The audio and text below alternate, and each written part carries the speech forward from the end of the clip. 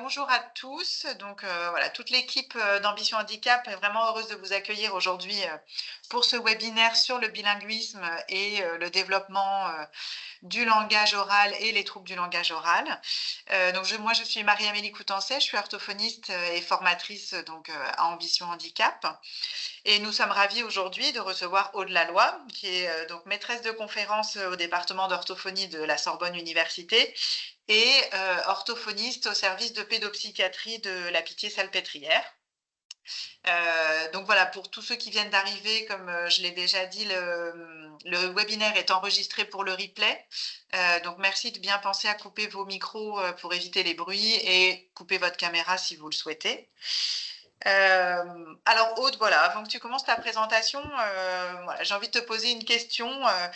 Quelle serait pour toi la plus grande ambition concernant le bilinguisme et le développement du langage chez l'enfant? Alors, mon ambition, je dirais, alors, si on parle des enfants qui ont des troubles du langage et quelle qu'en soit la cause, je dirais que l'ambition, ce serait que dans la clinique, on sache plus que le bilinguisme ne crée pas un handicap et n'aggrave aucun handicap. Voilà. Donc, je vais essayer un petit peu de démontrer ça pendant une heure. Au niveau de la recherche, on en est assez sûr, mais c'est vrai qu'on sent que ça met du temps, en tout cas, à venir dans les pratiques cliniques. Voilà. Donc, tu n'as pas ton micro. Il y a beaucoup d'idées reçues encore sur ce bilinguisme Ouais, et l'impact sur les troubles du langage. Et c'est vrai que c'est aussi pour ça qu'on a eu envie d'en parler et de t'inviter sur ce sujet parce que voilà, c'est encore des choses, on entend encore beaucoup de choses sur cette thématique. Donc, je pense qu'effectivement, tu vas nous apporter beaucoup d'éclairage. Bah, écoute, j'espère. oui, certainement, j'en ai aucun doute. Et je te laisse la parole. Si vous avez des questions durant le webinaire, n'hésitez pas à les mettre sur le chat. Comme ça, moi, je vais voilà, les compiler et on prendra un temps à la fin de la présentation d'Aude pour lui poser vos questions. Et donc, moi, je reprendrai vos questions sur le chat. Donc, n'hésitez pas à les mettre par écrit sur le chat. Et donc, Aude, je te laisse la parole. Ça marche. Donc, je vais vous parler de l'influence du bilinguisme sur le développement du langage oral et sur les troubles du langage oral. Il faut que je puisse... Voilà. Alors, une définition qui est largement répandue d'un bilingue est quelqu'un qui maîtrise deux langues parfaitement, comme si elles étaient toutes les deux maternelles. Donc ça, c'est une définition qui a été proposée dans les années 30, donc ça date un petit peu. Et finalement, on se rend compte qu'il y a toujours une différence dans la maîtrise de ces deux langues chez un bilingue, selon finalement l'usage et le besoin qu'il a de ces deux langues. Donc en fait, c'est un mythe de vouloir dire qu'un bilingue, c'est deux monolingues en un. On veut toujours absolument comparer un bilingue à qu'est-ce qu'il est par rapport à un monolingue. C'est peut-être un petit peu déjà une comparaison qui fausse finalement la compréhension du bilingue. Donc, être bilingue, c'est pas tant connaître deux langues, c'est pas être deux linguistes, mais c'est plutôt utiliser ces deux langues pour communiquer. Et donc, on va devenir bilingue parce que dans notre quotidien, on a besoin d'une langue pour communiquer avec certains nos interlocuteurs et puis d'une autre avec d'autres interlocuteurs. Et c'est ça, c'est finalement le fait d'être obligé quelque part de parler deux langues quand petit à petit, quelqu'un va devenir bilingue. Alors, le bilinguisme, il faut savoir qu'il est majoritaire dans le monde. Nous, en France, on est un pays très monolingue, donc à chaque fois, je trouve, on peut être assez étonné en fait, de cette donnée-là, hein, mais il y a plus de bilingues sur Terre que de monolingues. En France, on a quand même pas mal de bilingues et on estime qu'il y a à peu près 20 à 25% de la population qui est bilingue.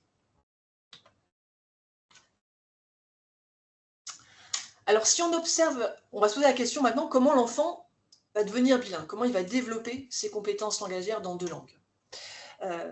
Si on observe des variations importantes dans le développement du langage chez les enfants monolingues, la recherche a montré que chez les bilingues, on a un groupe encore plus hétérogène en ce qui concerne les sources de variation dans l'environnement qui vont impacter le développement du langage. on peut distinguer trois sources très importantes de variation dans l'environnement de l'enfant bilingue. La première, c'est l'exposition aux langues. Et je vais développer les différents facteurs qui influencent cette exposition aux langues, tels que l'âge d'acquisition des deux langues, la quantité, l'exposition, la richesse d'exposition, et puis aussi l'exposition à la maison. Une deuxième source de variation qui va influencer l'acquisition de chacune de ces deux langues chez le bilingue, ça va être l'environnement de vie global, et plus particulièrement le contexte sociolinguistique et le contexte familial, dans lequel va évoluer cet enfant-là, et qui va favoriser plus ou moins l'acquisition de ces langues. Et puis enfin, une troisième source de variation, elle renvoie à des facteurs directement liés à l'enfant lui-même, à ses ressources cognitives, et puis également à son bien-être socio-émotionnel, qui peut être plus ou moins préservé, plus ou moins mis à mal, selon son histoire migratoire, par exemple, la précarité sociale de la famille, etc. Donc on va passer en revue ces trois sources de variation. Donc la première, l'exposition aux langues. Ce qui a pu être montré largement dans les recherches, c'est que l'âge d'acquisition de la seconde langue, c'est un fort prédicteur des compétences en langue 2 à l'âge adulte. Et donc ça, c'est une étude qui a été faite dans les années, fin des années 80 aux États-Unis, où ils ont pris une grosse cohorte d'adultes qui avaient appris l'anglais en seconde langue. Et dans cette grosse cohorte, on avait des adultes qui avaient appris l'anglais dès l'âge de 1 an, d'autres à l'âge de 3 ans, d'autres à l'âge de 5 ans, 7 ans, 15 ans, etc. Et plus ils avaient acquis tardivement l'anglais, moins, si vous voulez, leurs compétences à l'âge adulte étaient développées. Donc on a pu vraiment montrer une forte relation entre l'âge de début d'acquisition de la langue et puis les compétences à l'âge adulte. Alors, moi, je vais vous parler du bilinguisme chez l'enfant. On distingue classiquement 3 types de bilinguisme chez l'enfant. Le bilinguisme précoce dit simultané,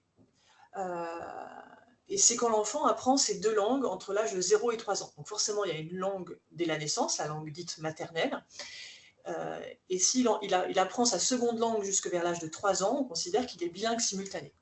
Pourquoi? Parce qu'on considère que les compétences langagières de base, elles se mettent en place précocement, directement dans ces deux langues. Donc l'enfant apprend à parler, à comprendre le langage, directement avec deux langues.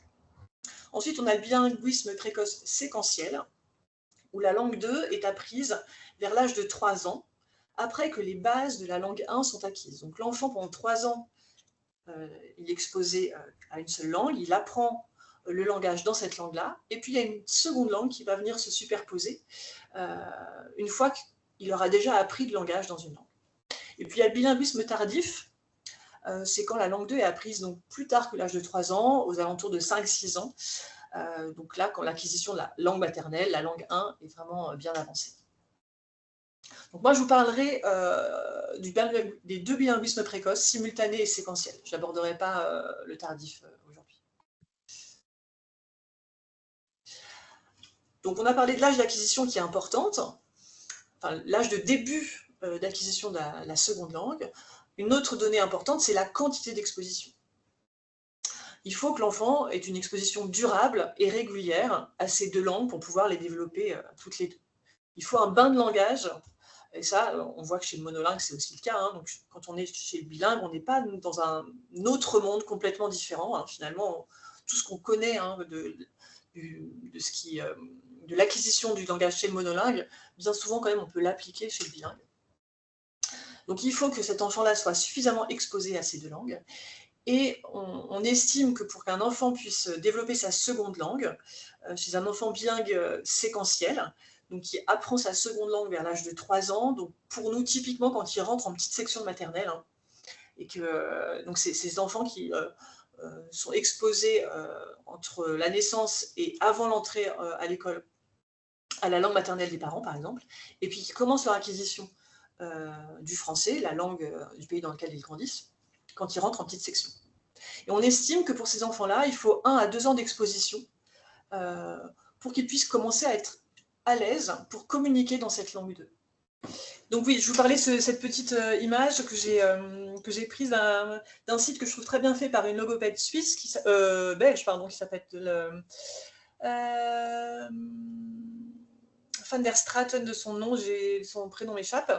Et donc, je vous en parlerai en fin de présentation, mais je vous invite à aller sur le site. Il y a plein de choses pour les orthophonistes voilà, qui travaillent avec des enfants bilingues. Ça s'appelle aloadiversité.com. Et donc, vous voyez ce petit visuel qui vous montre donc la maîtrise de la langue A ou la langue 1 soutient le développement de la langue B ou de la langue 2. Et donc, il faut 1 à 2 ans d'exposition à un enfant bilingue séquentiel pour avoir un niveau fonctionnel, c'est-à-dire pouvoir communiquer avec ses pairs. Donc oui, je vous disais qu'il faut 1 ou 2 ans. Donc pour qu'un enfant commence à être à l'aise pour parler avec ses petits copains en classe, par exemple, et éventuellement avec son enseignante, il va falloir attendre 4 à 5 ans d'exposition pour qu'il ait une maîtrise suffisante pour les apprentissages académiques, c'est-à-dire qu'il ait suffisamment de lexique et une orthosyntaxe suffisamment développée pour pouvoir comprendre notamment les textes dans un livre d'école. Donc ça prend quand même, vous voyez, c'est rapide, hein, 1 ou 2 ans, mais si vous le transformez en âge scolaire, ça veut dire que ce n'est pas avant la fin de petite section, voire la fin de la moyenne section, que l'enfant commence à être à l'aise pour discuter avec ses petits copains. Et pas avant la fin du CE2, CM1, voire CM2, pour avoir des connaissances académiques suffisantes pour pouvoir être vraiment très à l'aise avec cette langue-là. Donc ça prend quand même du temps. Là, je vous montre le verre à moitié vide, c'est-à-dire que pendant que cet enfant développe ses compétences en L2, il développe aussi ses compétences en langue 1, ce qui nous intéresse beaucoup moins effectivement à l'école. Mais voilà, c'est aussi parce que il développe deux langues en même temps. Alors, on peut passer à la diapo d'après. Ce qui va jouer aussi, c'est la richesse d'exposition. Les 2 langues d'un enfant bilingue n'ont souvent pas le même statut, la même place dans la vie, dans le quotidien de cet enfant-là. Et c'est souvent le cas dans des pays comme la France, où on a une seule langue majoritaire, ici pour nous le français, qui est la langue parlée par la majorité, et la majorité, bien souvent, ne parle que cette langue-là. Donc on a cette langue qui est majoritaire, on correspond bien souvent à la langue de scolarisation, et donc on appelle la langue 2, et qu'on va opposer à la langue minoritaire, qui est plus la langue qui est circonscrite à la sphère familiale, donc c'est la langue familiale, la langue d'héritage, qui est donc la langue 1. Et la richesse d'exposition renvoie à l'opportunité d'utilisation des 2 langues. L'opportunité, qui va renvoyer finalement à 2 choses. Avec qui j'ai l'opportunité de parler ces 2 langues-là, et dans quel contexte aussi j'ai l'opportunité d'utiliser ces 2 langues-là. Donc on va parler d'abord de la variété des interlocuteurs. Finalement, ce qu'on voit, c'est que la richesse, elle est encore plus primordiale pour la langue minoritaire, qui est bien souvent une langue qu'on va utiliser que en famille, et peut-être parfois que avec son père ou sa mère. Et donc ce qui va jouer dans la maîtrise de cette langue 1, c'est est-ce que l'enfant va aussi utiliser cette langue 1, pas seulement avec sa mère, mais aussi avec la famille élargie. Est-ce qu'il y a des tantes, des oncles? Est-ce qu'il a l'occasion de retourner dans le pays d'origine de ses parents pour pouvoir parler avec les cousins, etc. Et puis aussi, est-ce qu'avec ses amis, il va avoir l'opportunité d'utiliser cette langue? On va avoir le même questionnement pour la langue 2. Est-ce que la langue 2, on l'utilise qu'à l'école, qu'avec la maîtresse, ou est-ce qu'on l'utilise aussi avec ses frères et sœurs, donc au sein de la famille, et aussi avec ses amis, donc en dehors de l'école? La variété des contextes d'exposition, ça va plus être, pour la langue 1, est-ce que j'utilise cette langue en tant qu'enfant bilingue seulement dans mon contexte familial, ou est-ce que je l'utilise aussi dans d'autres contextes? Des activités culturelles, est-ce que j'ai accès aux médias dans cette langue-là? Est-ce que mes parents me lisent à la maison des livres dans leur langue maternelle? Pour la langue 2, là, ce qui va varier, on va se poser la question, est-ce que cette langue-là est utilisée que dans le contexte scolaire, ou est-ce que l'enfant utilise aussi cette langue dans des activités extrascolaires, culturelles? Et la même chose, est-ce qu'il va lire aussi dans cette langue-là? Est-ce qu'il va accéder aux médias sociaux aussi pour les plus grands, dans cette langue-là? On peut passer à la diapo d'après.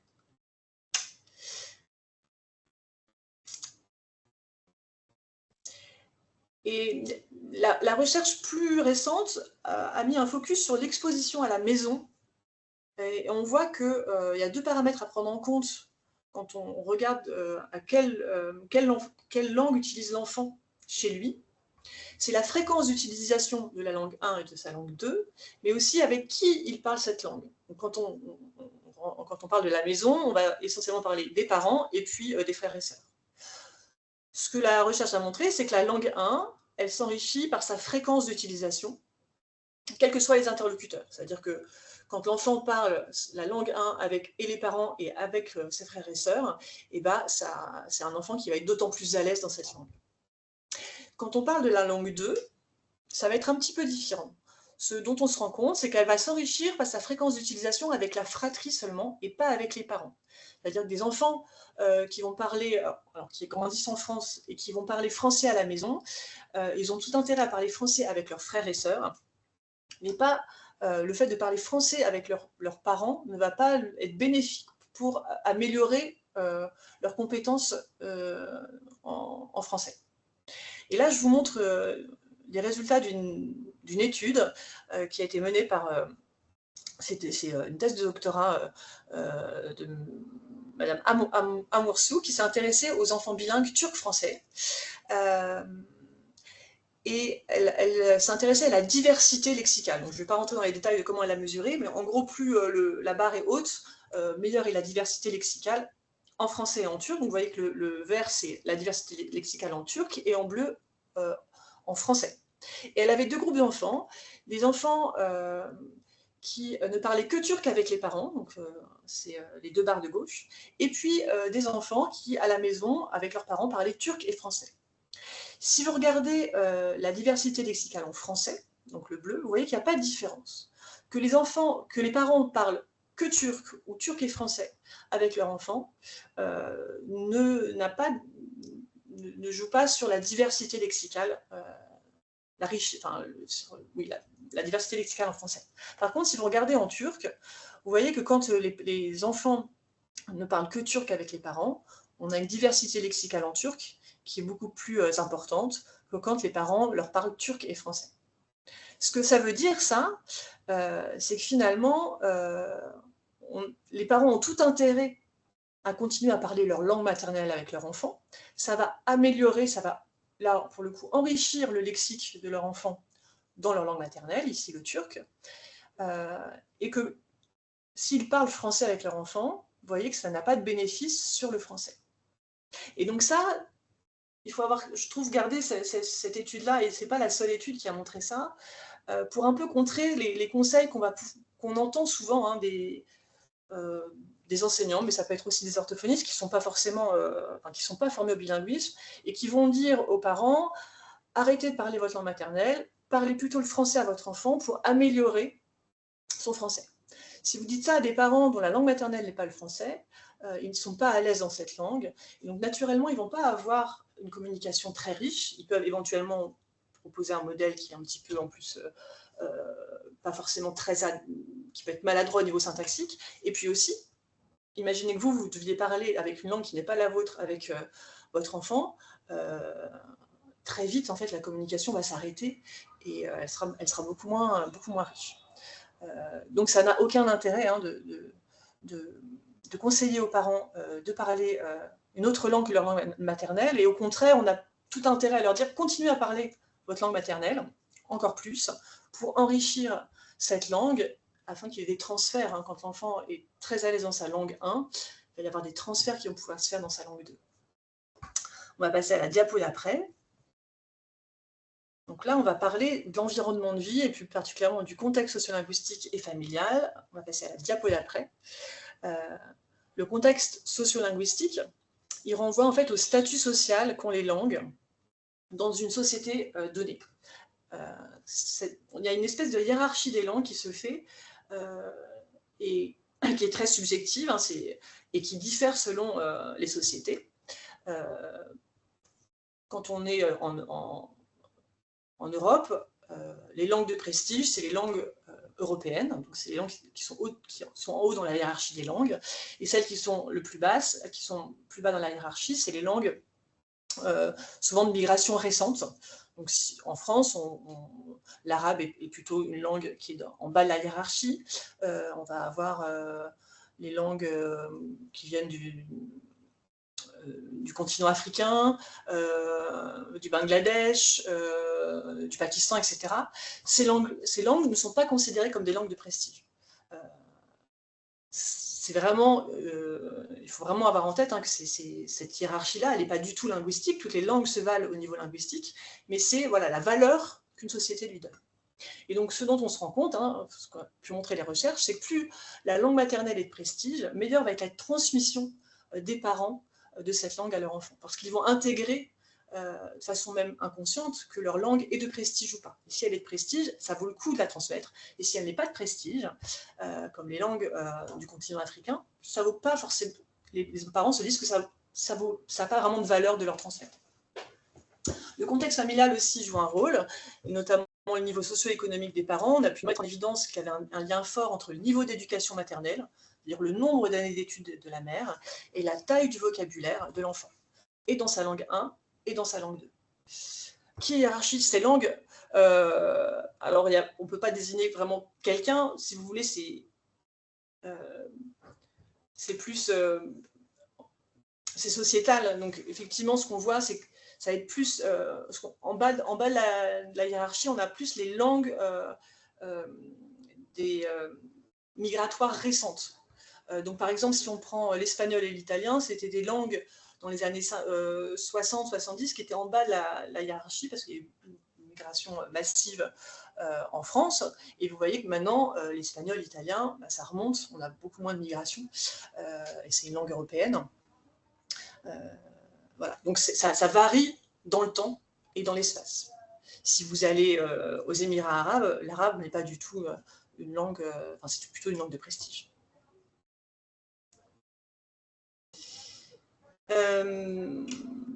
Donc, ce niveau fort entre la taille du vocabulaire et le niveau d'éducation maternelle, qu'on retrouve aussi chez les monolingues. Donc, chez les bilingues, c'est aussi la même chose. Le niveau de langue des parents, en L2 et en L1 aussi, prédit les compétences de leur enfant dans ces deux langues. Et puis aussi, on a l'attitude familiale envers... Donc là, c'est plus l'identité culturelle aussi qui va jouer, pas forcément que langagière, qui va influencer la transmission de la langue du parent à son enfant. On va passer à la diapo d'après. Maintenant, on va parler des facteurs qui sont relatifs à l'enfant lui-même. Donc, on a les compétences cognitives. Tu peux passer la diapo, Marie-Amélie. Ce qu'on voit, c'est que la mémoire verbale, qui est souvent évaluée par la répétition de non-mots, par exemple, et l'efficience non-verbale, qui va être plus, ça peut être mesuré comme une épreuve de raisonnement visuel. On en a par exemple dans la BMTI, ou ça peut être le Raven.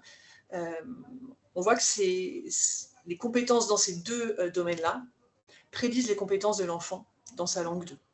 Ce qui est le cas aussi pour un monolingue, dans la langue qu'il parle.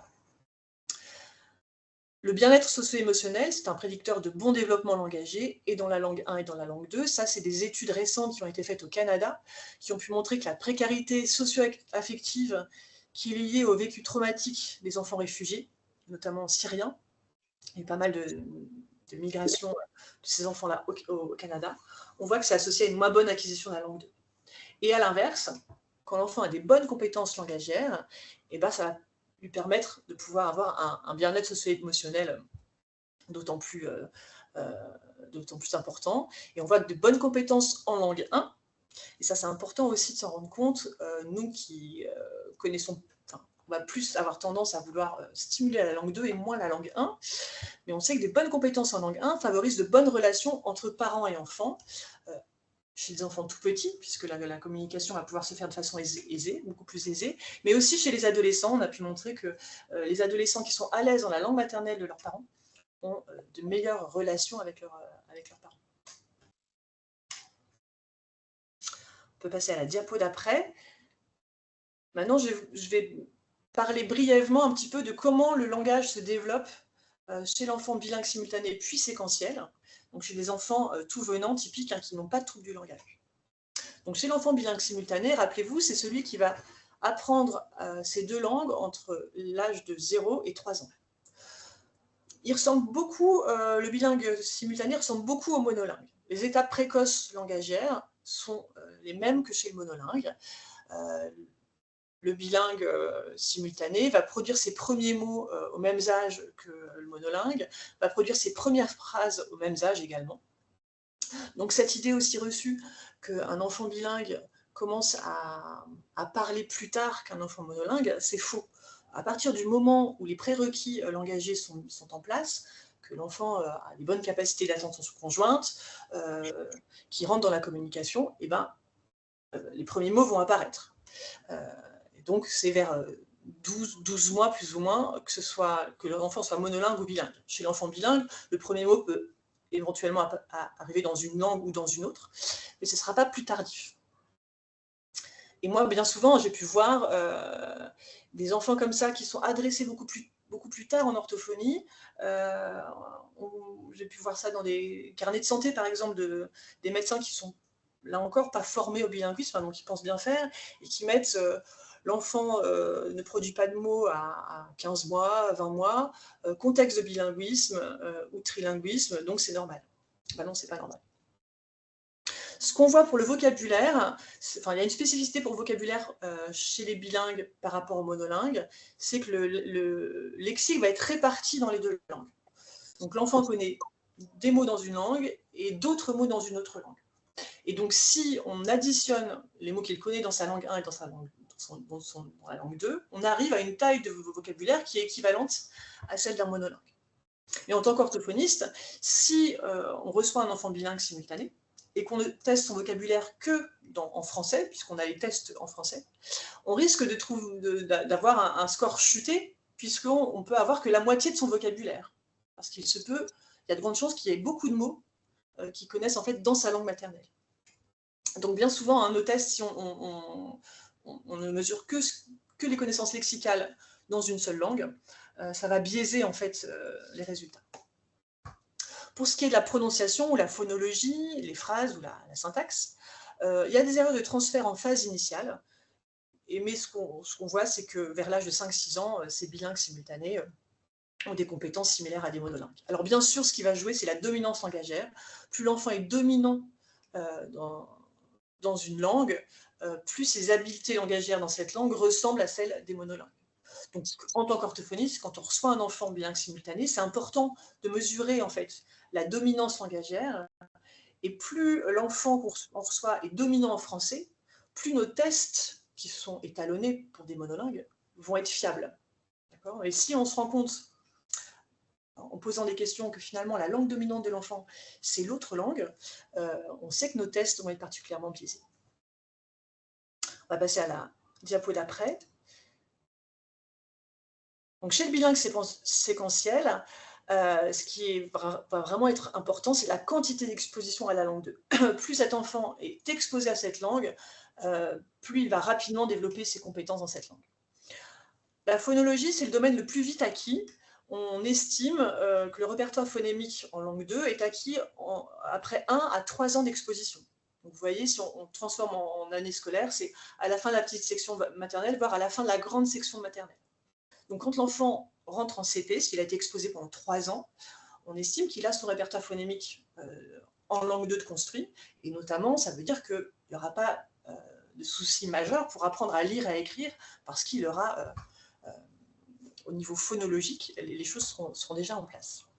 Là encore, le vocabulaire est réparti entre les deux langues, et ce qu'ont pu montrer les études, c'est que pour atteindre la norme monolingue à des tests, de compréhension de vocabulaire, donc ça a été fait beaucoup sur le PPVT, ce qu'on connaît plus sous le nom de EVIP en français. On voit qu'il faut attendre la fin de primaire pour que les enfants aient une grande partie des enfants bilingues aient un score dans la norme. Pour ce qui est de la syntaxe, pour les phrases, en fait, alors quand je dis que le pattern est similaire au monolingue, c'est-à-dire qu'ils apprennent la syntaxe dans leur langue 2 de la même façon qu'un monolingue. En français, on a des structures syntaxiques qui sont plus difficiles que d'autres à acquérir, et donc qui seront acquis plus tardivement, comme les pronoms objets, les pronoms relatifs. Et bien chez le bilingue séquentiel, c'est la même chose. Il va acquérir ces structures-là plus tardivement. C'est seulement, donc il y a seulement un décalage par rapport au monolingue. Donc il n'y a pas une autre façon d'apprendre la syntaxe dans sa langue 2 parce qu'on est bilingue. Il peut y avoir des effets de transfert qui vont faciliter plus ou moins les choses si les langues 1 et 2 sont proches, quand même. Mais de manière générale, voilà, on a vraiment une acquisition qui ressemble à celle du monolingue. On peut aller à la diapo d'après.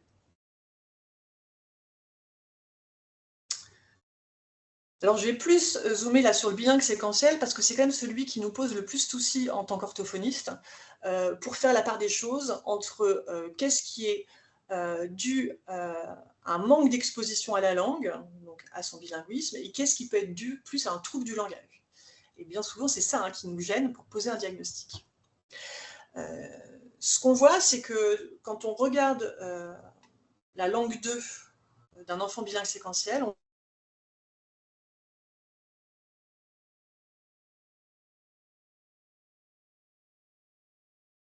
performant dans certains domaines que dans d'autres. Là, je vous montre un graphique que j'ai repris d'un livre de Joanne Paradis. Joanne Paradis, c'est un peu l'experte du bilinguisme, des enfants qui ont un trouble du langage oral et qui sont bilingues, donc, au Canada. Donc là, on a affaire à des enfants qui apprennent en langue 2 l'anglais. Et il y a 3 types d'enfants, selon la barre la plus foncée correspond aux enfants qui ont eu 1 an ou moins d'exposition à l'anglais, donc qui est leur seconde langue. La barre du milieu, la plus claire, ils ont entre 1 et 2 ans d'exposition à l'anglais.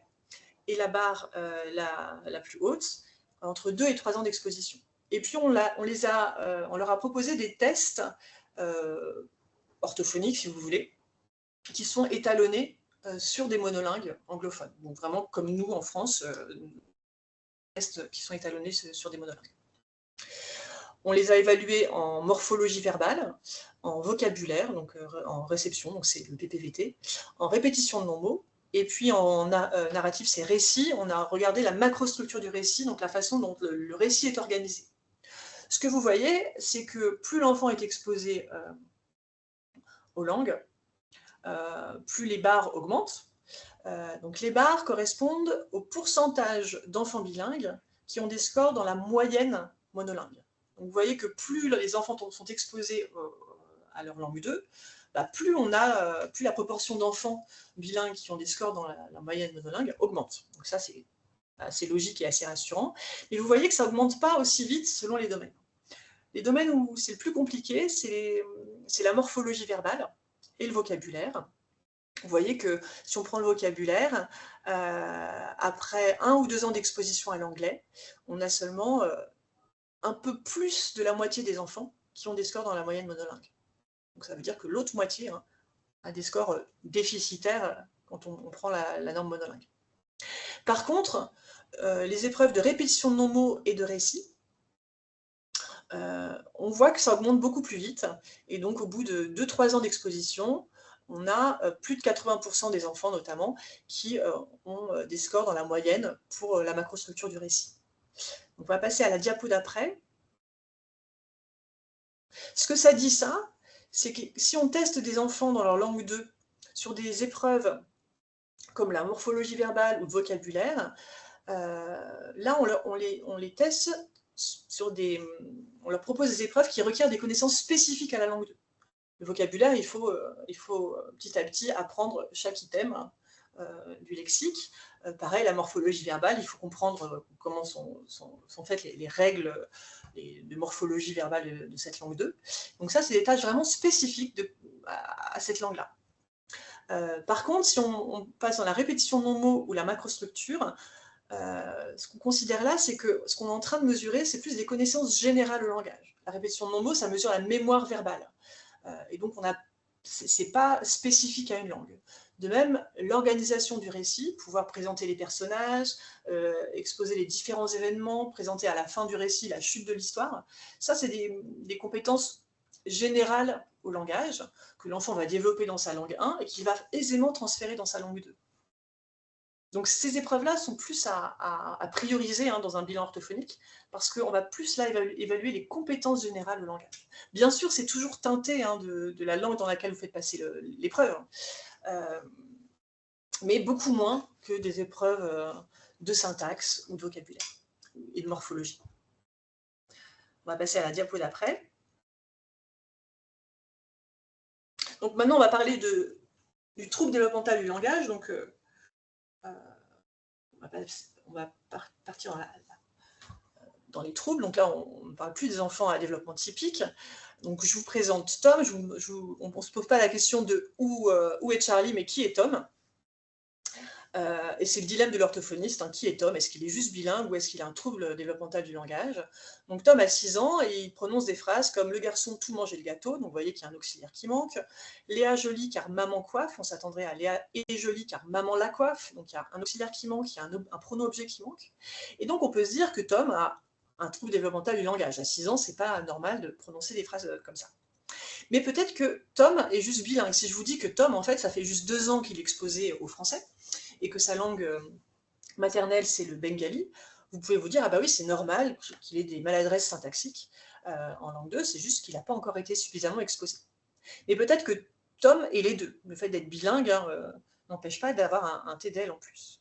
Donc, les questions des orthophonistes, c'est bah, comment on différencie l'effet du TDL de l'effet du bilinguisme, donc, comment on fait le diagnostic de TDL chez un bilingue. Et puis une autre question qui a beaucoup animé, qui anime encore les cliniciens et qui a beaucoup animé la recherche, et on y a répondu, on y a largement répondu quand même, mais c'est pas encore vraiment passé du côté des cliniciens, c'est est-ce que le bilinguisme aggrave le trouble du langage?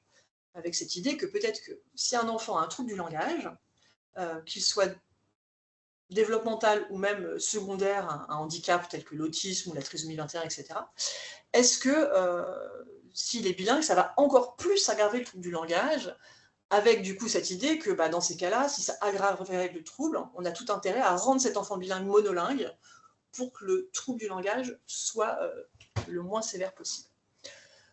Donc on va répondre à cette question-là dans la diapo d'après. Tu peux passer à la diapo d'après. Non, pardon, ça sera plus tard.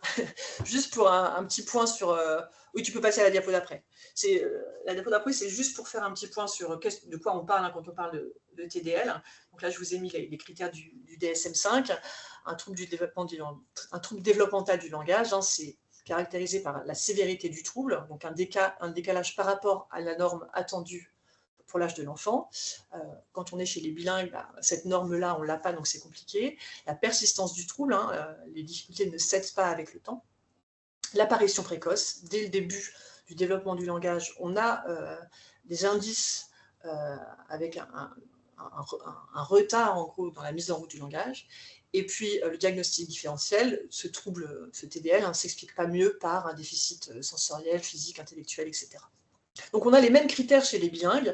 Notre seul problème, hein, c'est notre critère de sévérité, puisqu'on n'a pas de normes bilingues, en tout cas à l'heure actuelle. La diapo d'après. Là, je vous ai mis, pour celles qui sont familières avec Catalyse, donc ce consortium qui a proposé cette nouvelle terminologie hein, de TDL. Ça, c'est l'arbre décisionnel de comment on arrive à un diagnostic de TDL versus un trouble du langage. Et vous voyez que dès on commence par le haut, l'enfant présente des difficultés à produire, à comprendre le langage, et on va se poser tout de suite la question, est-ce qu'il est familier avec la langue locale ou pas? S'il n'est pas familier avec la langue locale, alors on se pose la question de est-ce qu'il est compétent dans une autre langue? Et là, Catalyse nous dit, si on arrive à dire oui, il est compétent dans l'autre langue, et ben on s'arrête là. Il n'a pas de trouble du langage. Alors, ce que Catalyse ne développe pas, et en même temps, ce n'était pas le but de Catalyse, c'est comment on fait pour savoir si l'enfant est compétent dans l'autre langue. Et c'est un peu ça notre souci en tant qu'orthophoniste, c'est que bien souvent, on ne sait pas comment tester l'autre langue. Donc, je vais essayer de vous donner des éléments de réponse aujourd'hui. On va passer à la diapo d'après. Alors d'abord, une chose, c'est qu'un enfant qui est bilingue, qui a un trouble développemental du langage, forcément, il présente ce trouble du langage dans ces deux langues. On ne peut pas avoir un TDL dans une langue et pas dans un autre. Le diagnostic il est délicat à poser, hein, ça vous vous en êtes rendu compte. Pourquoi? Parce que c'est délicat de tester une langue 2 dans la période initiale d'acquisition de cette langue. Et bien souvent, on va poser un diagnostic de TDL le plus tôt possible, donc vers 5, 6 ans, 7 ans, et c'est typiquement la période pour les bilingues séquentiels où ils sont en train d'apprendre la langue 2. Et donc c'est là où on a du mal à faire la part des choses entre manque d'exposition à la langue ou réel trouble. Idéalement, on voudrait tester dans l'autre langue, puisque ce serait sa langue maternelle, mais on n'a pas d'outils et c'est compliqué de la tester. Une question à laquelle a répondu la littérature scientifique, c'est est-ce que le bilinguisme aggrave les troubles du langage ou pas? Non, le bilinguisme n'aggrave pas les troubles du langage. Ça a été fait chez les enfants bilingues simultanés avec TDL, chez les bilingues séquentiels avec TDL, et on voit qu'ils ont les mêmes compétences en fait, on les a comparés à des monolingues avec TDL, et on voit qu'ils n'ont pas un trouble du langage plus sévère que les monolingues. Là, je vous parle que des TDL, mais ce genre d'étude a été faite aussi chez les enfants TSA, avec autisme, les enfants avec trisomie 21, les enfants avec syndrome de l'X fragile. Et là encore, quand on compare les compétences langagières de ces enfants bilingues avec ces handicaps-là par rapport à des enfants monolingues, on n'a pas de différence. Donc, le trouble du langage n'est pas plus sévère chez les enfants bilingues autistes que chez les enfants monolingues autistes. On peut passer à la diapo d'après. Là, je vous fais un petit peu un inventaire des problèmes qu'on peut rencontrer quand on évalue le langage d'un enfant bilingue. Donc, typiquement, les problèmes d'une orthophoniste qui reçoit un enfant bilingue, sur quelle hausse elle tombe, en gros. Le premier, c'est que, je vous l'ai montré déjà, hein, c'est qu'il y a une similarité entre le profil langagier des bilingues séquentiels et des monolingues avec TDL. Et donc, du coup, ça complique le diagnostic. Donc, pour ça, je vais vous illustrer avec... tu peux passer à la diapo d'après. Là, vous avez un exemple avec deux enfants. À gauche, en rose, c'est un enfant monolingue qui a un diagnostic de TDL. Et à droite, vous avez Léo, qui a le même âge que Thomas, qui lui est bilingue séquentiel. Il a commencé à apprendre le français quand il est rentré en petite section maternelle. Et sa langue maternelle, c'est le cantonais. Et on leur a proposé tous les deux une épreuve de dénomination d'image. Et avec donc un étalonnage monolingue, et vous voyez que tous les deux sont à -2 écarts types. Donc il y en a un qui a un TDL, donc une restriction lexicale, ça c'est assez attendu. Par contre, vous voyez que Léo, qui est bilingue, mais qui n'a pas du tout de trouble du langage, il a aussi ces -2 écarts types quand on lui propose cette épreuve seulement en français. On n'a pas regardé s'il connaissait ces mots-là en cantonais. On peut passer à la diapo d'après. Je vais passer vite, on va passer à la diapo encore d'après. C'est un peu pour vous illustrer la même problématique. Là, on propose toujours à ces deux enfants-là une épreuve où il faut qu'ils produisent un pronom-objet. On sait que le pronom-objet, c'est particulièrement difficile à acquérir en français, et ça avait été pointé un peu comme le marqueur clinique du TDL en français. Alors on est revenu parce qu'on s'est rendu compte que les enfants bilingues, qui n'avaient pas tout du langage, avaient aussi beaucoup de mal à produire ces pronoms-objets. Et rappelez-vous, je vous ai dit que les bilingues, en fait, ils acquièrent leur seconde langue comme les monolingues. Et comme en français, le pronom-objet, c'est un outil syntaxique particulièrement difficile à acquérir, et bien chez les bilingues, c'est la même chose. Donc c'est acquis tardivement. Et donc vous voyez que Thomas, il arrive à produire un pronom-objet sur les 12 items proposés, et Léo, 0 sur 12. Donc, ça ne nous permet pas de départager entre un enfant monolingue avec TDL d'un enfant bilingue séquentiel. Et si vous passez en revue un petit peu les épreuves que vous faites passer pour évaluer l'expression morphosyntaxique dans les Valéo, dans les Valo, dans l'Hexalangue, vous avez toujours des items qui évaluent le pronom objet. Et on va retrouver un petit peu la même image pour les pronoms relatifs, par exemple. On va passer à la diapo d'après. La seconde difficulté, on en a parlé tout à l'heure, il y a cet effet de profil chez les bilingues séquentiels qui vont rendre certains tests plus biaisés que d'autres. Donc, comme je vous l'ai dit tout à l'heure, si on propose que des épreuves qui vont vraiment cibler les connaissances spécifiques à la langue 2, on risque d'avoir des résultats très très chutés. Si vous proposez que des épreuves de vocabulaire ou de morphologie verbale à vos petits patients bilingues en bilan, vous risquez d'avoir des résultats très faibles et ne pas savoir faire la part des choses entre est-ce que c'est dû à un trouble ou est-ce que c'est dû au bilinguisme. Par contre, on a plus intérêt à aller vers des épreuves de répétition de non-mots ou de macrostructure du récit. On va passer à la diapo d'après. Ce qui peut aussi être compliqué, c'est que les enfants bilingues peuvent avoir des différents repères socioculturels que les enfants monolingues. Donc là, ce n'est pas lié à la langue, mais c'est lié à la culture. Et donc ça peut rendre certains contenus de tests ou certaines procédures inappropriées. On peut citer par exemple le choix des items pour les tests de vocabulaire, hein, qui sont culturellement assez biaisés, et l'enfant pourra ne pas dénommer ou ne désigner certains items parce qu'ils ne font pas partie de son quotidien. C'est pas les mêmes aliments, c'est pas les mêmes vêtements, c'est pas les mêmes routines quotidiennes. Et donc, si vous proposez, je sais pas, vos tests de lexique Evalo et Valéo, on va avoir, comme ils sont basés hein, sur l'âge d'acquisition des mots chez les monolingues, on a beaucoup de mots qui font référence aux vêtements, aux aliments, etc. Qui ne sont pas forcément connus des enfants qui viennent d'une autre culture. Et puis le dernier point, c'est le manque de tests adaptés, le manque de cliniciens bilingues aussi. Hein. Idéalement, si on pouvait parler toutes les langues du monde, on ne serait pas gêné finalement pour pouvoir diagnostiquer, mais c'est que nous, on parle la langue 2 de l'enfant qu'on reçoit et non pas sa langue 1. Et on a encore pour l'instant peu de choses à disposition en langue 1. Alors on va quand même voir, il y a des choses qui existent un petit peu. On va passer à la diapo d'après. Alors, Joanne Paradis a réfléchi aux différentes stratégies d'évaluation qu'on pouvait mettre en place quand on reçoit un enfant bilingue. Et il y a 3 choses qu'on va adapter par rapport à l'enfant monolingue. Au niveau de l'anamnèse, on va aller chercher des informations spécifiques pour pouvoir avoir des infos sur les expositions aux langues et aussi l'histoire du développement langagier de l'enfant. Ce que dit Joanne Paradis, c'est que l'évaluation langagière, il va falloir forcément la faire dans les 2 langues. Il va falloir forcément évaluer les 2 langues, soit de façon directe avec nos tests, soit de façon indirecte, ce qu'on va plutôt faire pour la langue 1, avec des questionnaires parentaux.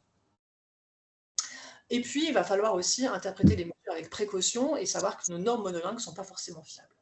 Alors, je vais développer certains éléments, pas tous, hein, mais ceux qui me paraissent les plus importants. On va passer à la diapo d'après. On a des questionnaires parentaux, comme le PABIC, par exemple, qui permet en fait de nous aider en tant qu'orthophonistes à avoir des infos sur l'exposition aux langues. Et notamment, on va poser des questions comme Madame, quelle langue vous parlez à votre enfant? Monsieur, quelle langue vous parlez à votre enfant? Et vos enfants, entre quelles langues ils parlent? Ça va vous permettre d'estimer le taux d'utilisation, d'exposition dans le quotidien de l'enfant à ces 2 langues et déterminer notamment la dominance langagière. On va passer à la diapo d'après. Le PABIC aussi nous permet d'avoir des infos sur l'histoire du développement langagier de l'enfant, et notamment, ce qui va nous intéresser, c'est à quel âge l'enfant a produit son premier mot, à quel âge il a produit ses premières phrases, et si les parents ont été inquiets avant l'âge de 3-4 ans. Et ce que propose actuellement le PABIC, c'est le calcul d'un score de risque de TDL. Donc, ce n'est pas encore étalonné, mais on a quand même un score, donc quelque chose qui est quantifié, et qui peut nous donner une info quantitative sur est-ce que cet enfant est à risque de trouble du langage. Donc bien sûr, on ne fait pas un diagnostic juste à partir de ça, mais ça nous aide quand même bien. Rappelez-vous, un enfant bilingue ne produit pas son premier mot plus tard qu'un enfant monolingue, même s'il le produit dans une autre langue. Et donc c'est d'autant plus important d'avoir ces infos-là chez des enfants bilingues pour qui on ne va pas pouvoir tester directement leur langue maternelle. On peut passer à la diapo d'après. Donc ce que dit Joanne Paradis, c'est qu'il faut évaluer les 2 langues de façon directe ou indirecte. Donc dans la diapo d'après, je vous liste un petit peu ce qui est possible à l'heure actuelle de faire pour évaluer la langue maternelle de l'enfant. On a des questionnaires parentaux, je vous ai parlé du PABIC. On a aussi ce qu'on appelle l'échelle d'intelligibilité en contexte, qui va donc juste évaluer si l'enfant est intelligible ou pas à partir d'un questionnaire parental dans sa langue maternelle. On a 7 questions et l'intérêt, c'est que je vous ai mis le lien. On a accès de façon gratuite à ce questionnaire dans 60 langues différentes. Donc on peut le proposer aux parents dans leur langue et ils y répondent. Et puis on a le TDI qui correspond à l'IFDC, qui est donc plus pour les jeunes enfants entre 9 et 30 mois. Alors, il a été proposé dans 90 langues. Moi, à chaque fois, je fais un petit peu... Enfin, c'est un peu de la publicité mensongère, dans la mesure où si, par exemple, vous recevez un enfant arabophone, on est censé pouvoir demander le TDI en arabe. Moi, régulièrement, en fait, quand j'envoie des mails, je ne reçois pas de réponse. Donc, déjà, il y a finalement une difficulté d'accès à ces questionnaires-là dans l'autre langue. Et puis après, si vous recevez le TDI en arabe, c'est écrit en arabe. Hein. Donc, il faut pouvoir aussi le traduire. Donc, ce qu'on peut faire à minima, c'est proposer l'IFDC, donc le TDI français, et proposer aux parents de dire ce mot-là, si vous le traduisez dans votre langue maternelle, est-ce que l'enfant le comprend ou est-ce que l'enfant le produit? Et puis on a quelques outils pour évaluer de façon directe la langue maternelle. Speakaboo pour évaluer le phonétisme et la phonologie en langue 1. Il y a 16 langues à l'heure actuelle. Il n'y a pas de normes, mais les auteurs d'outils ont vraiment fait un travail énorme pour donner des indices de développement dans ces langues-là. Et on n'a pas besoin d'un interprète. Si on explique aux parents comment ça fonctionne, ça marche assez bien. Et voilà, c'est sur tablette, c'est gratuit encore. Ça va peut-être pas le rester longtemps. Et c'est vraiment super bien fait. Vernex, ça a été fait par un logopède suisse qui évalue la compréhension syntaxique en français et dans l'autre langue. Il y a 60 langues à l'heure actuelle. Là encore, pas d'étalonnage, mais ça permet de comparer la compréhension en français et dans l'autre langue. Donc vous avez, ça marche un petit peu comme l'Écosse, où vous avez le ROMSI pour la compréhension syntaxique. Vous avez 4 images. L'enfant entend une phrase ou un mot dans sa langue maternelle et il pointe l'image qui correspond selon lui à ce qu'il entend. Et l'ELAL, ça a été développé par l'équipe d'Avicenne qui propose une consultation en ethnopsychiatrie, donc qui est vraiment spécialisée pour recevoir des familles migrantes. Et donc l'idée là, c'est d'évaluer plus les universaux linguistiques. Ça ne va pas permettre forcément de diagnostiquer un trouble du langage, mais l'idée, c'est de pouvoir voir un petit peu tout ce que l'enfant sait dans sa langue maternelle et de replacer la langue maternelle finalement au cœur de la vie de l'enfant. Ça a été construit notamment après ce constat malheureux finalement que les parents ne transmettaient pas forcément leur langue maternelle à l'enfant et que du coup ça avait un impact sur la communication avec cet enfant et sur le développement de la communication et du langage chez l'enfant. On peut passer à la diapo d'après. Marie-Amélie, je vois qu'il est 13h30, donc je vais peut-être... Il me reste encore une dizaine de diapos. Donc je vais peut-être un petit peu... J'essaye de boucler ça en 5 minutes. Bah écoute, effectivement, si tu peux, si tu penses pouvoir le faire rapidement, histoire qu'on ait le temps pour quelques questions avant que tout le monde doive repartir. On va passer ces diapos-là parce que j'en ai parlé déjà. Oui, et de toute façon, juste, je te coupe 2 secondes pour les personnes qui doivent partir là, parce qu'il est l'heure. Il y aura de toute façon le replay, enfin tout le monde aura accès au replay, donc voilà, il y aura la fin de la présentation et les questions sur le replay. Ça marche. Donc tu peux passer. Alors, attends, parce que du coup, je suis dessus là, il faut que je me remette un truc. Hop, voilà. Voilà, tu peux passer encore. Voilà, et je voudrais faire un dernier point sur la question d'est-ce qu'on maintient la langue familiale en cas de trouble du langage oral, parce que c'est quand même une question qui revient régulièrement. Un enfant a un trouble du langage oral, développemental ou lié à un autre handicap. Est-ce qu'on conseille de supprimer une des langues? Et en général, on peut conseiller de supprimer la langue familiale.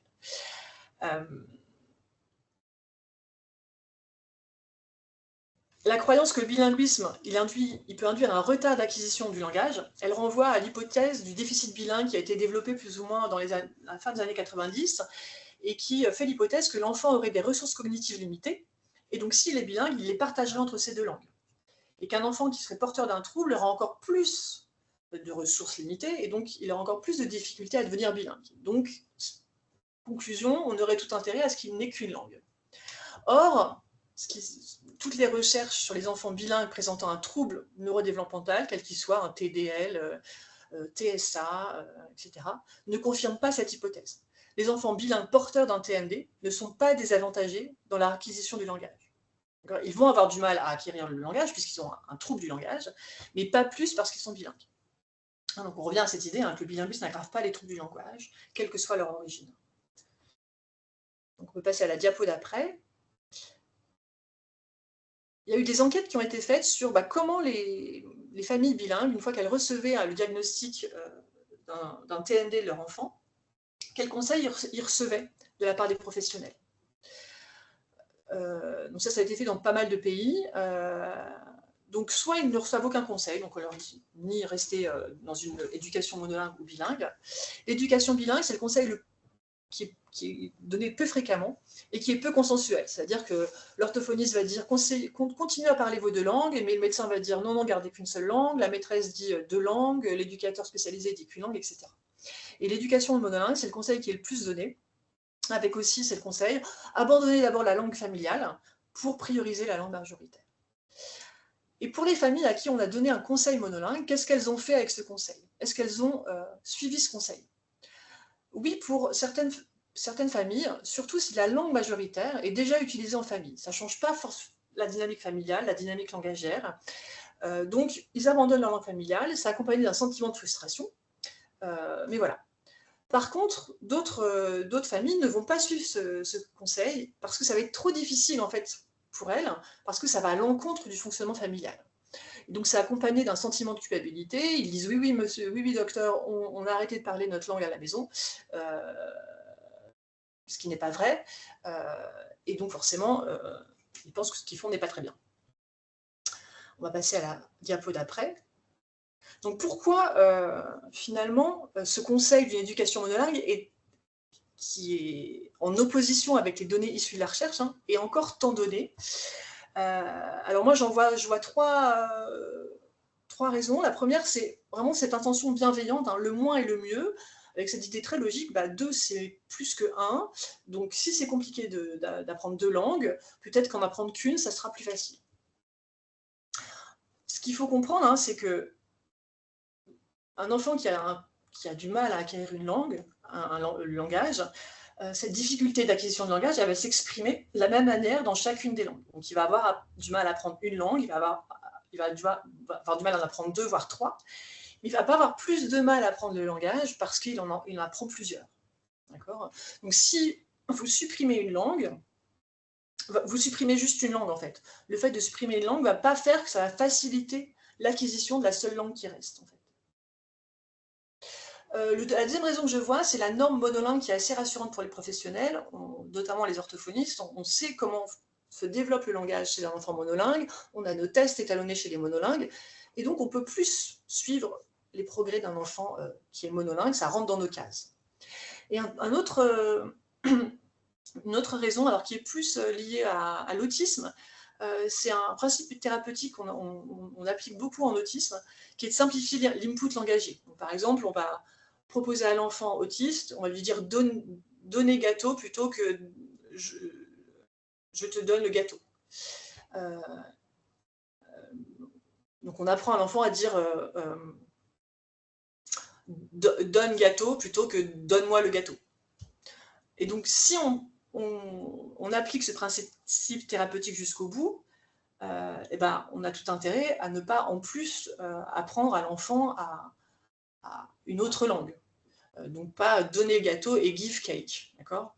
Donc il y a sans doute ça aussi qui peut jouer, chez l'enfant TSA notamment, sur cette idée qu'on ne va pas en plus rajouter une autre langue. La diapo d'après. Alors pourquoi ce conseil monolingue il n'est pas adapté? Et c'est vrai que les professionnels qui ne sont pas sensibilisés au bilinguisme, ils n'ont pas forcément conscience que le bilinguisme, ce n'est pas juste l'apprentissage formel de 2 codes linguistiques. Et là, tu peux passer à la diapo d'après. Mais que le bilinguisme a une fonction de communication. Et que si l'enfant arrive dans votre cabinet et qu'il est bilingue, c'est que, a priori, pour bien fonctionner dans sa vie quotidienne, il a eu besoin de ces 2 langues-là. Si vous lui en enlevez une, a priori, il ne pourra plus communiquer dans son quotidien. Donc vraiment, ça, c'est à prendre en compte. Hein. Le bilinguisme, c'est pour communiquer. Si l'enfant a besoin de ces 2 langues, il faut lui laisser ces 2 langues. Et s'il a un trouble du langage, effectivement, il va avoir un trouble du langage dans les 2 langues. Mais si vous enlevez une langue, vous n'allez pas minimiser le trouble du langage dans la langue qui reste. Ce que vous allez faire, c'est que vous allez lui enlever un outil de communication.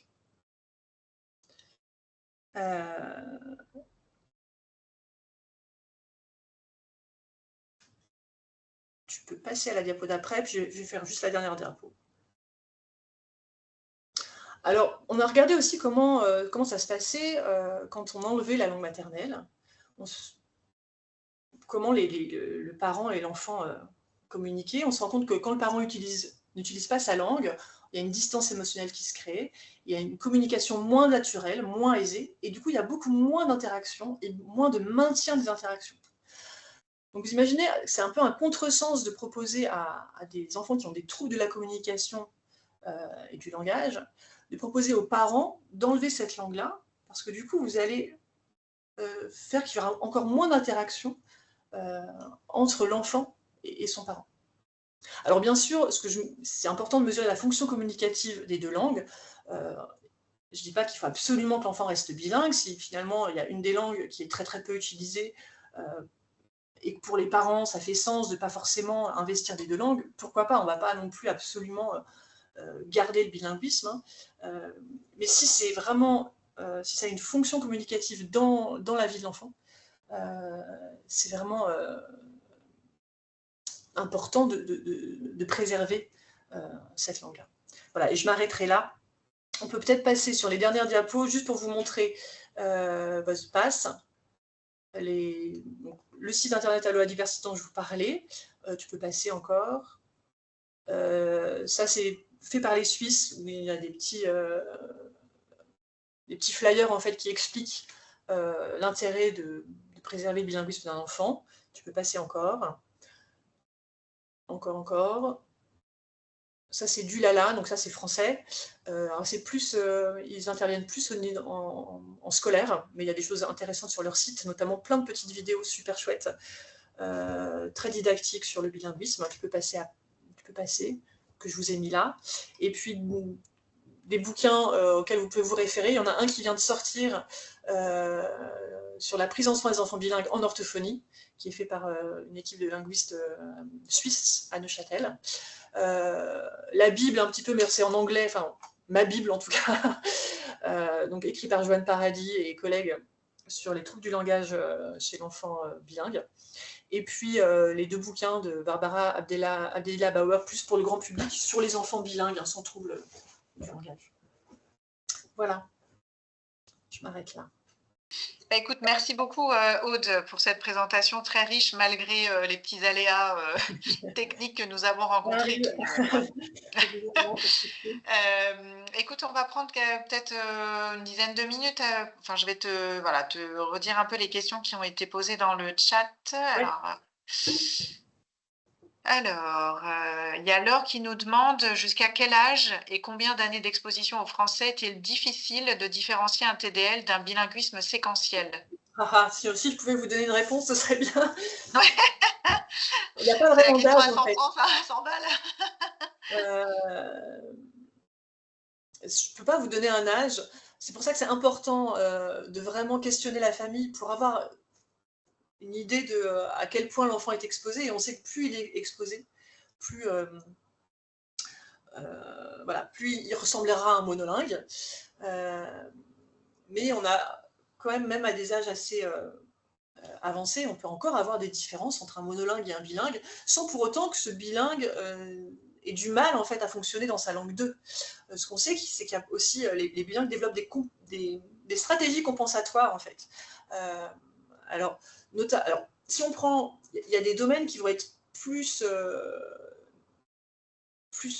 fragile que d'autres. Vous avez vu, hein, tout ce qui est vocabulaire, morphosyntaxe, ça met d'autant plus de temps chez un bilingue à se développer. Et donc, notamment pour le lexique, on a pu montrer que même en 5e, donc à 12-13 ans, on a encore des différences de lexique entre des monolingues et des bilingues. Donc, notamment, j'ai encadré un mémoire d'orthophonie où on voyait que quand on propose à des bilingues séquentiels de 5e les valéos, le lexique en dénomination ou en désignation, on a un certain nombre de bilingues qui ont des scores chutés. Et pour autant, même s'ils ont des scores chutés en lexique, et ben finalement, en compréhension de lecture, on a proposé les valéos aussi, ils ne sont pas chutés. Donc, quelque part, ils ont développé des compétences, ils savent que certains mots, ils ne les connaissent pas, sans doute, ils s'aident avec le contexte pour pouvoir deviner le sens de certains mots, pour finalement avoir des compétences en compréhension de lecture plus, aussi bonnes que les monolingues. Ce qu'on peut voir aussi, par exemple, c'est qu'ils vont peut-être prendre un peu plus de temps pour lire le texte. Voilà, donc je ne peux pas vous donner un âge où on gomme comme ça les différences. Et merci. Et du coup, je réfléchissais en même temps là, par rapport à cette question. Est-ce que tu as des notions ou des articles, je sais pas, ou des recherches qui montrent ou pas d'ailleurs que dans un contexte de bilinguisme, on a un retard de diagnostic des TDL? Ou alors est-ce qu'on a plutôt des erreurs de diagnostic de TDL à cause du bilinguisme? Alors, je dirais que ça dépend des pays. En France, on est plus dans le retard de diagnostic. Ouais. Alors moi, ça commence à dater, mais quand j'ai fait ma thèse, j'avais recruté des bilingues, donc c'était en 2015, donc voilà, il y a 10 ans. Il y avait en fait, mes bilingues avec TDL étaient plus âgés que mes monolingues avec TDL. Parce qu'en fait, clairement, c'était lié à un retard de diagnostic. Ouais. Donc pour moi, on est encore là-dessus en France, mais en tout cas, je ne connais pas d'études qui s'intéressaient à ça. Mais si on regarde aux Pays-Bas, donc moi j'ai fait ma thèse aux Pays-Bas, donc je connais pas mal ce pays. Ils ont des écoles spécialisées pour enfants TDL et on avait plus de bilingues que de monolingues. Donc il y avait cette tendance presque au surdiagnostic de TDL chez les bilingues. Ouais. Et donc il n'y avait pas de retard de diagnostic. Donc ça, voilà, ça dépend un petit peu Ok. du contexte Ok, social, médical, etc. ouais, ok. Il y a une autre question rapide là. Il y a quelqu'un qui demande si les mécanismes sont les mêmes pour des enfants plurilingues. J'imagine des enfants qui ont plus que 2 langues. Je suppose que Oui, c'est alors là, ça. je vous parle des bilingues, mais effectivement, c'est pas rare qu'on ait des enfants trilingues. Quadrilingues, c'est quand même un peu plus compliqué. Ça marche de la même façon. Donc, c'est important de mesurer l'exposition et l'utilisation des 3 langues. C'est très difficile d'avoir des compétences équivalentes dans 3 langues, mais on estime qu'il faut à peu près 30% d'exposition à une langue pour la maîtriser. Donc, vous voyez qu'on peut arriver à 3 langues, voire une 4e, qu'on pourra peut-être plus comprendre que parler. Mais les mécanismes sont exactement les mêmes. Sont les mêmes, ouais. Ok. Il y a une autre question de quelqu'un qui est en Ontario qui dit: nous avons des écoles d'immersion française en Ontario pour les enfants qui n'ont aucune exposition au français et qui viennent de familles non francophones. Mmh. Si un enfant présente un TDL dans sa langue maternelle et en anglais, est-ce qu'il est recommandé de lui éviter l'apprentissage d'une 3e langue? Ah! Ouais, c'est vrai que c'est des questions qui sont, que les enseignants se posent souvent et les parents aussi. Alors moi, j'ai pas de réponse, je dirais que ce qui prime en fait, c'est, quelle est la motivation de la famille et de l'enfant? Heu, Mmh. Si c'est particulièrement important dans le quotidien, dans la vie de l'enfant, dans l'histoire familiale d'acquérir une 3e langue, et ben, je trouve que ça vaut le coup de le faire, même si l'enfant a un trouble du langage. En gros, il faut mesurer le coût que ça fait. Un enfant qui a un trouble du langage, c'est pas facile d'apprendre une 3e langue. Et peut-être qu'il a plus envie de faire du tennis qu'une 3e langue. Mais si ça a un sens pour lui et pour sa famille, moi je trouve que c'est. Je ne vois pas pourquoi on devrait conseiller de ne pas le faire. Il aura du mal, mais il va quand même apprendre cette langue. Ouais, donc du coup, en fait, ce que tu dis, ça contredit un peu ce qu'on voit parfois. Enfin, moi, j'ai déjà entendu ça, quand j'ai des petits Mmh. patients TDL, tu sais, à l'école, on leur dit au Ouais, collège, bah, il va pas apprendre l'anglais, du coup, il va pas, ouais. donc en fait, ça, ça n'a pas de sens finalement. Bah, on sait effectivement que enfin, voilà, ça va être compliqué d'apprendre une langue puisqu'il a un trouble du langage. Mais est-ce que dans sa vie, il n'aura pas besoin quand même d'apprendre l'anglais? C'est quand même une langue qui est largement Ouais, utilisée. Ça bah, peut ouais, lui fermer des portes. Donc, ouais. oui, ça va être difficile pour lui. Euh, mais Oui, donc c'est quelque chose à questionner et pas à faire en systématique, en fait, de se dire, ouais, genre, les TDL, on leur allège ouais, je sais pas, l'emploi du temps au collège en disant: «Ils font pas d'anglais, ils font pas d'espagnol» ou je voilà, sais pas quoi, parce qu'ils sont TDL. En fait, c'est pas quelque chose de systématique finalement. ouais. Ouais. On a encore une autre question sur la différence entre TDL et bilingue séquentiel se ferait donc sur la compréhension de textes entendus ou lus? C'est la question de Laure. Alors c'est peut-être par rapport au récit, donc non, j'ai peut-être pas été assez précise. En gros, les deux tâches qu'on retrouve qui sont particulièrement pertinentes pour faire la part des choses entre bilinguisme et TDL, c'est la répétition de non-mots et l'épreuve de récit, mais l'enfant raconte l'histoire. Donc vous lui proposez une histoire en images, enfin, typiquement les histoires en images qu'on a dans nos batteries de tests, et l'enfant Mmh. raconte l'histoire. Et si vous prenez l'Evaleo par exemple, vous allez avoir deux notes, la microstructure et la macrostructure.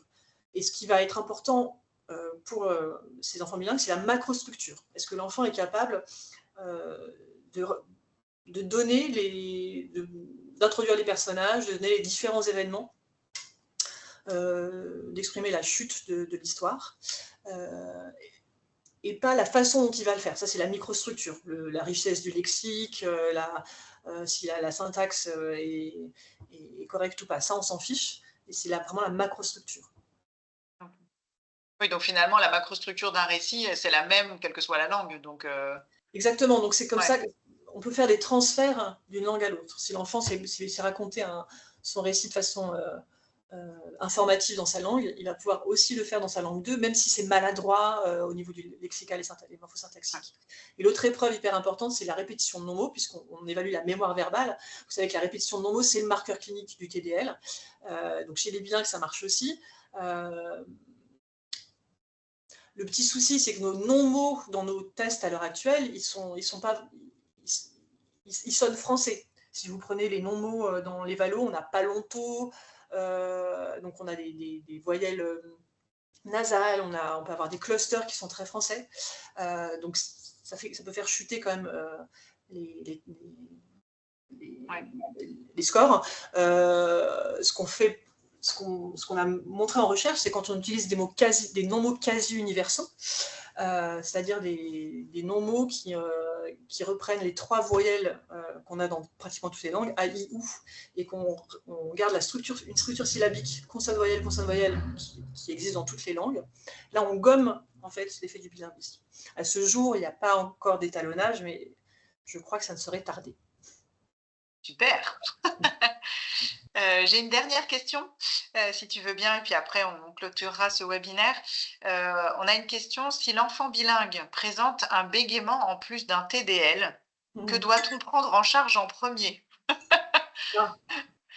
Alors, je pense que la réponse, c'est qu'est-ce que vous feriez avec un enfant monolingue? Ça va pas changer, en fait, qu'il soit Ouais. monolingue ou bilingue. Donc, qu'est-ce qui est le plus gênant?